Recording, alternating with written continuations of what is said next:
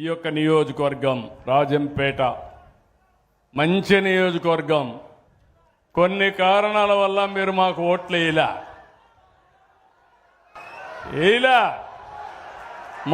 మొన్న గెలవలేదు కదా. అదేనయ్యా జిల్లా అంటున్నావు, జిల్లా కావాలి. బట్ మోసం చేసే వాళ్ళకి ఓటేస్తుంది. ఇప్పుడు నాకు న్యాయం చేయమంటే ఓట్లు వేసే వాళ్ళకి ఏం చెప్పాలి? నేను వాళ్ళకేం చెప్పగలుగుతామన్నా? అన్నీ ఉంటాయి. మీరు కూడా ఎవరైనా సరే అభ్యర్థి ముఖ్యం కాదు, పార్టీ ముఖ్యం. నేను ఈరోజు మీరు చూస్తే 164 మంది తెలుగుదేశం, జనసేన, బీజేపీ ఎమ్మెల్యేలు ఉన్నారంటే దానికి కారణం అభ్యర్థులు చూడాల, పార్టీని చూశారు.